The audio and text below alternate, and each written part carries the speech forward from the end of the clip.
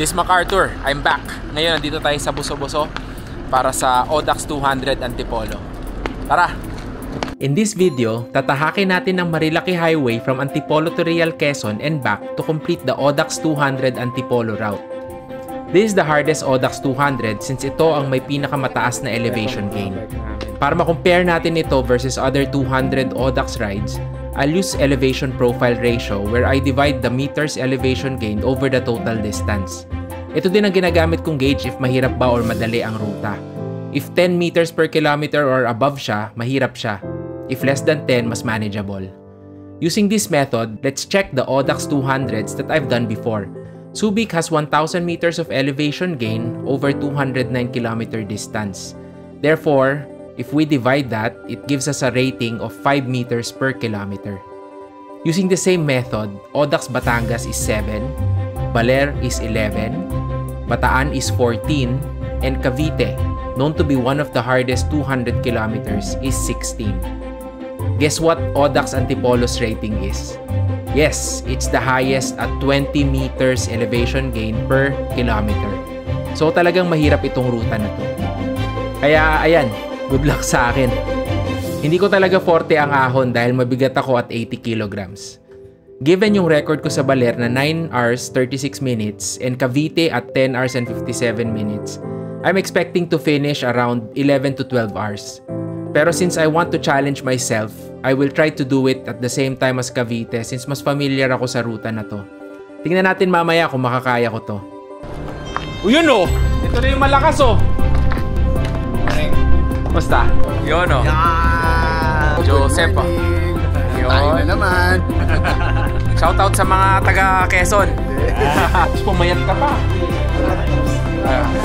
Ayan o, si Chef. This cycling chef, we're back. Good luck, bro.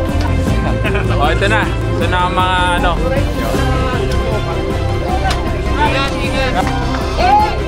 7, 6, 5, 4, 3, 2, 1. Everybody! Rock and roll! Safety first!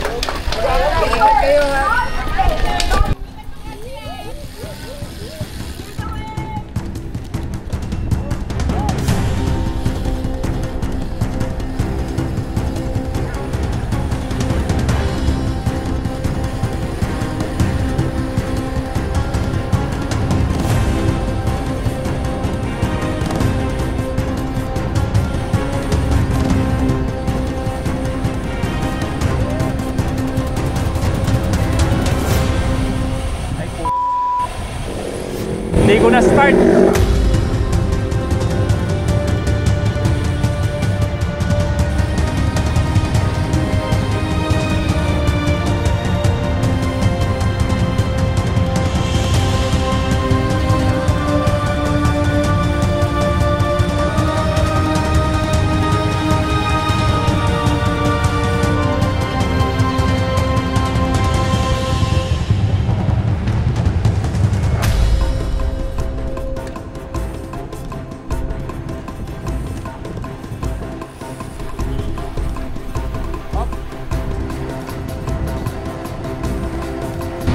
Okay, ito yung first na ahon.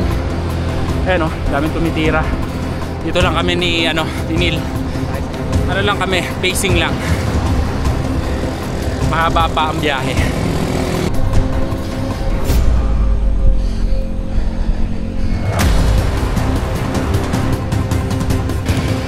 I-maintain lang ako ng tempo.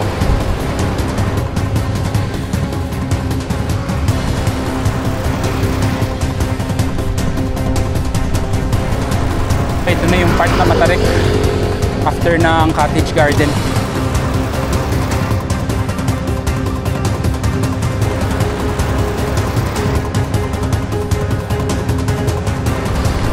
Ah, 10%, 11%.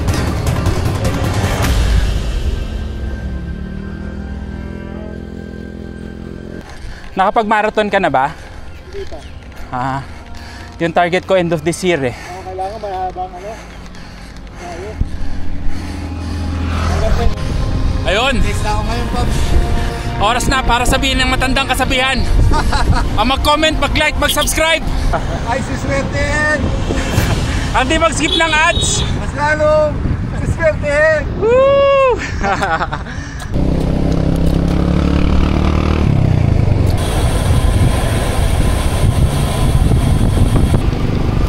Yun o.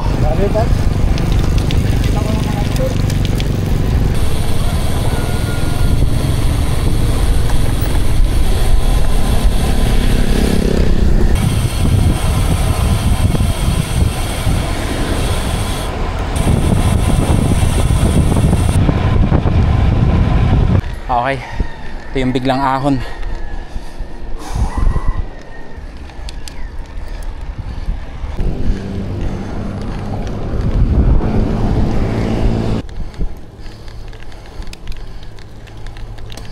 Okay, ito yung isa sa matarik na part dito.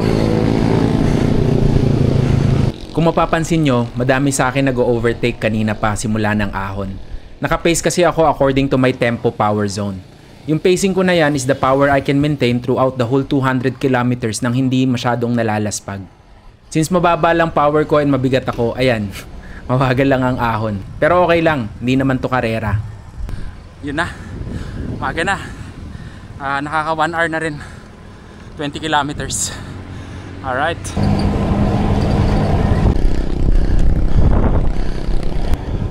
Okay, ito na. Sierra Madre. 23 kilometers. Sierra Madre. Woohoo! Ayos.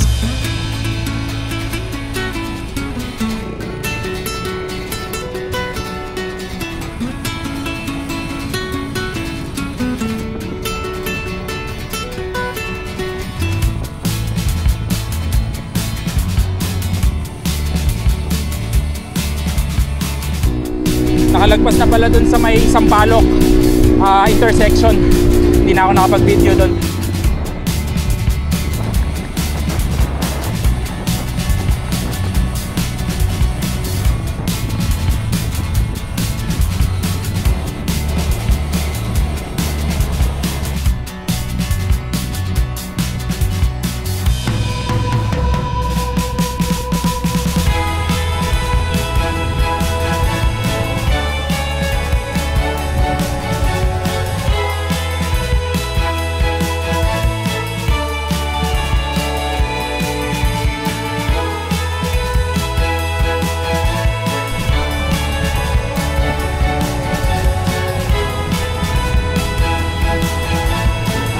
Welcome, Barangay JP Laurel.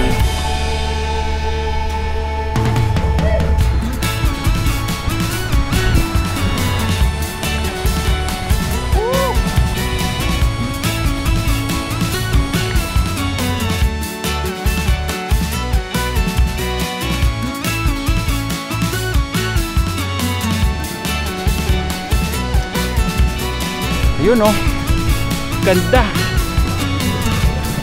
Okay, na tayo sa may Santa Maria, Laguna. Woo! Ayan o. Oh, bakit nasa Laguna na? Di ba nasa Rizal tayo? Actually, Marilake Highway stands for Marikina, Rizal, Laguna, and Quezon. Ito ang mga probinsyang dinadaanan ng highway na tinatahak natin ngayon. 7:30 na. 53 kilometers na. Mga 7 kilometers pa dun sa checkpoint. Grabe. Grabe tong ahon na to. Ang lakas ng headwind.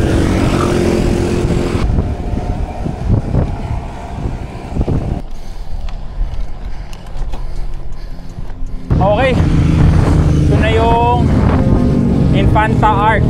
This is the boundary of Laguna and Quezon. While the arc says Infanta, it is actually Real Quezon. Historically, Real was only a small barrio of Infanta. In 1960, Real became a municipal district by virtue of Executive Order No. 410. This arc serves as a reminder of the historical connection between Real and Infanta.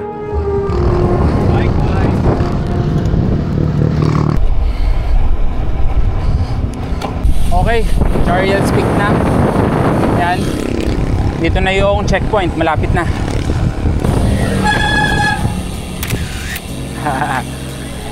Okay. Saan? Sa loob? Ayun oh. Hello.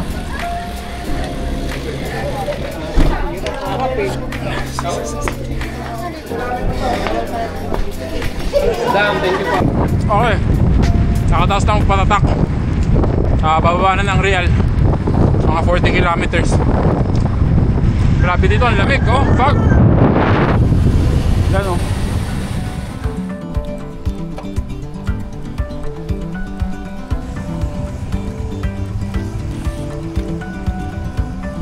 Kilometer 101. Ahon.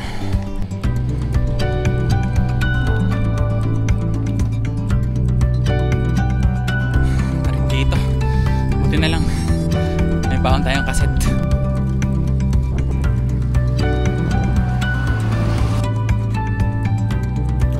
Ito ang Victory Peak sa Raptors Point. Hindi ko masyado naramdaman ng tarik dahil sa laki ng granny gear ko at 52 teeth. Ingat lang, ingat. Alalay, alalay.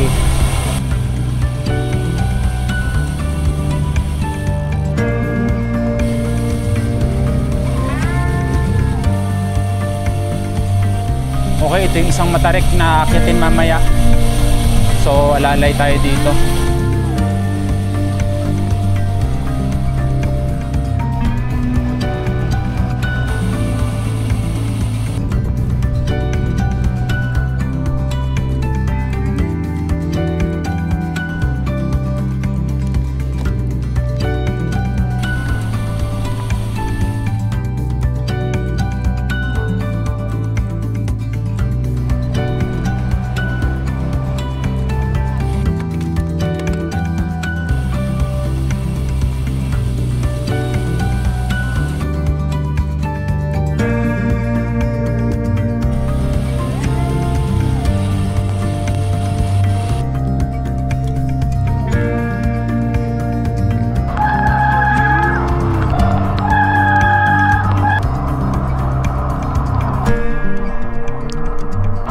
Ganda oh.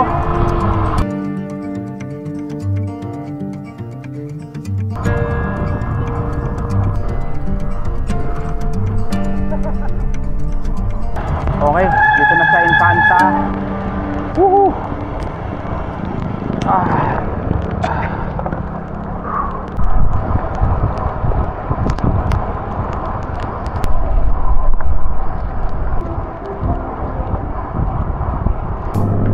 Okay, checkpoint. Ayan, dito. Okay. Hold on. At 100 kilometers, I utilize yung sag ni Cycling Chef para kainin yung baon kong Piatos at Gatorade and mag-refill na din ng burger at gels. I avoided buying from any store para hindi masayang ang oras. Okay, balik na tayo. Stop time now. 100 kilometers, 4 hours and 36 minutes. Kabalik na tayo ngayon. Yan oh, ganda ng ilog oh. Kung mapapansin nyo, after ng checkpoints, mumunguya pa din ako. That's because I'm trying to minimize the time I spend on checkpoints. Oo, 100 kilometers pabalik. Sana makaya ko 10 hours. Alright, let's go. Hoy! Yeah. Balik na ulit tayo sa Infanta, galing sa Real.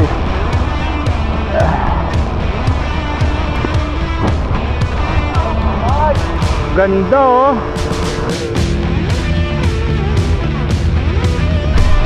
Okay, ito na, ligo na. Pabalik na ang Marilaki.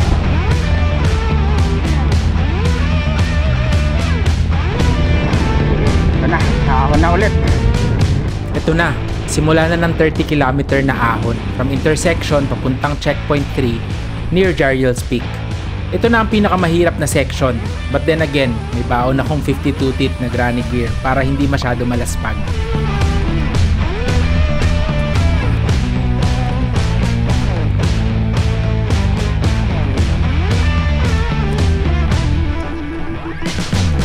...33 kilometers din ang ahon going to Jariel, so para na itong Baguio. So far, manageable ito dahil hindi mainit. Sobrang laking tulong ng ulan para hindi agad malaspag. Hoy! Bilisan mo! While Audax Antipolo has the highest elevation, there are other factors that make a route hard. One significant factor is heat, since mabilis siya makababa ng power. However, it's not an issue in this route, kaya so far, manageable pa siya.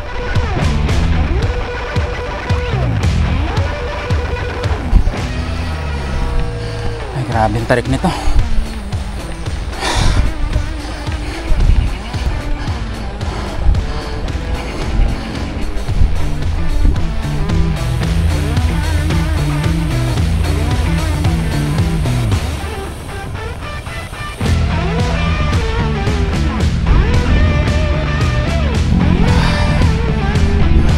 Power ko parang bawas na ng 10%. To survive 200 kilometers of this elevation, my nutrition needed to be on point. For this ride, I used 8 gels, 1 bag of snake gummies, 2 burgers, 1 Cloud9, 1 Piatos, 2 Gatorades and Pocari Sweat, and banana from the checkpoints. I especially take the gels during the hard climbs. Ayan o. Ito na yun. Ito na yung una. Grabe to, ang tarik. Hirap. Ay shucks, ito na yung 21%. Kaya pala eh. Ayan, yukong-yuko na ako eh.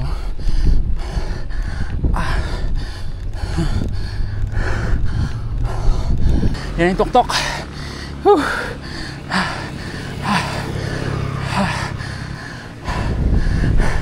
Grabe.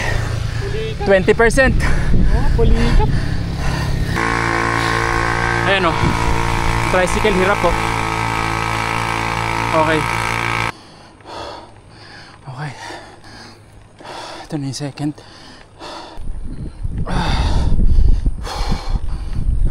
Lapit na yung tuktok. Actually, sa sobrang steep ng gradient ng mga section na to, medyo hirap pa din ako kahit sobrang gaanan ng gearing at 38.52. Imagine if I'm using 34.34. Mapapatukod siguro ako or magtutulak. Grabe.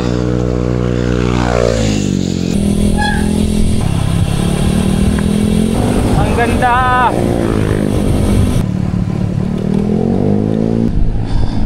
Ahon ulit. Lakas na ito.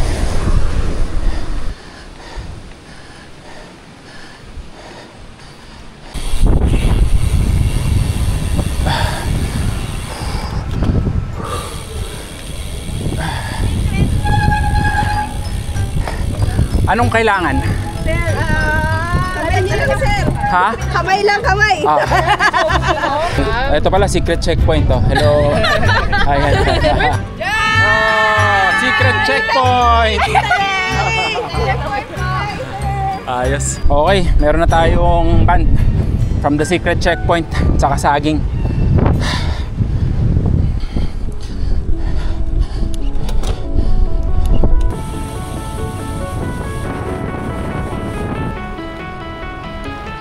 Okay, 3 kilometers na lang.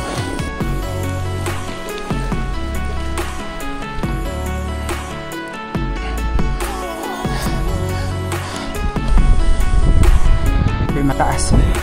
Last one. Woo! May tuktok. Last 200 meters. Woo! Okay. Haha. Yes. Okay, so far 130 kilometers, 6:35 elapsed time. 10 kilometers, 9 kilometers na lang papunta dun sa may Chariot Peak.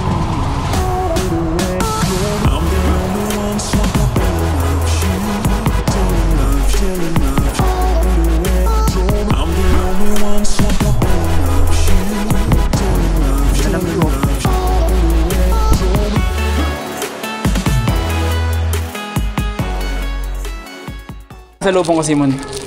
Ano nag-ship? Nandun. Magkalapit lang kami. Oo, konti na lang. Hindi na masyadong mahirap yun eh. Yung pabalik. Mahirap pa rin, pero... Mas maano na to kaysa compare Anong fag dun? May fag yun. Woo! Okay, last stop na to. Diretso na. Ayan. Ay! Oh! Musta? Hindi ka na gano. Yung boss natin, oh. Saka to. Yan. Maraming Seca boys. Si Nel nandyan. Yan, tapos si Alvin, wala. Hindi sumali si Alvin eh. Si Kyle. Ayan. Okay. Sige, Pops. So far, my accumulated stopping time is 14 minutes. After nyan, di na ako tumigil except sa isang aberyang mangyayari mamaya.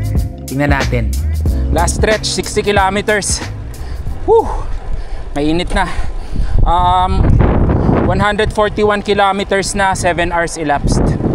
So, yung last 60, sana matapos ko in less than 3 hours para sub 10. Ito na yung Jariel's Peak. Bigla nang uminit. Tirahin ko na to. Woo! Let's go!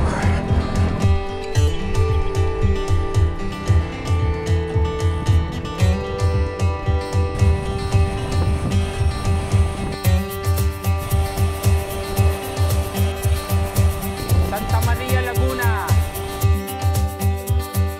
Ang ganda, oh. Ay, ang ganda.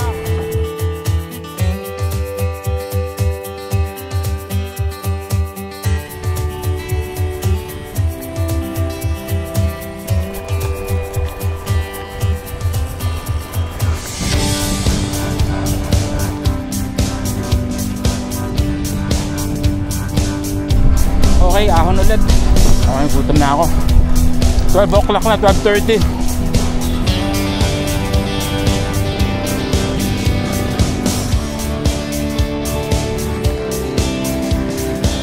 Okay, bale may ahon, 3.5 kilometers. 167 meters.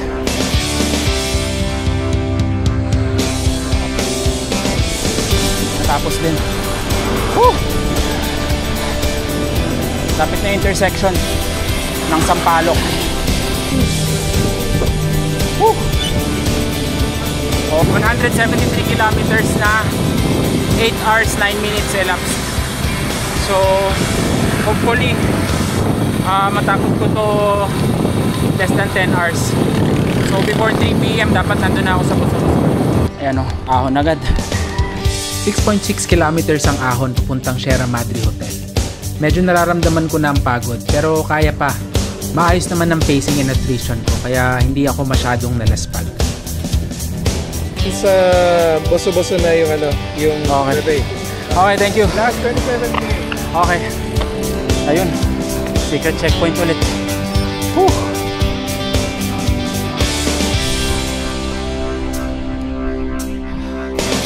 Ganda ng view. Now, nandito na tayo sa may Martesem. Yes, tapos na. Sierra Madre Hotel. Yes.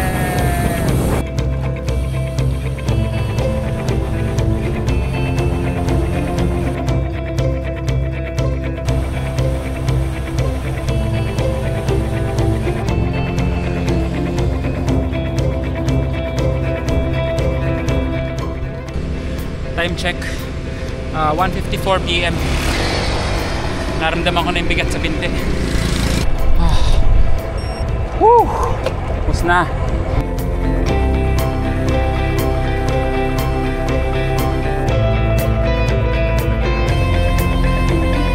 Last climb 1.6 kilometers. Okay, ito na yung tuktok. Woo! Wala akong nakikita ng ibang rider sa harap saka sa likod. Nagkawatak-watak na talaga. Alright. Okay. Eto na. Woohoo! Konting tiyaga na lang. Tirahin ko na to. Ubusin ko na lahat. Talaga naman. Tanggal pa yung kadena. At pahinga pa akong konti.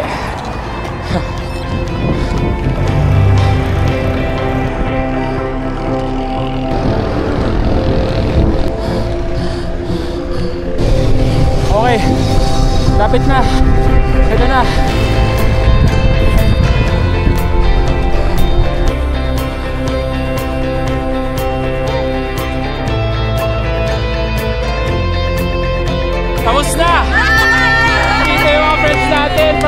So, dito nagtatapos ang vlog natin. This is MacArthur. I shall return. Ayan na, nakarating na kami lahat. Oh, yun lang.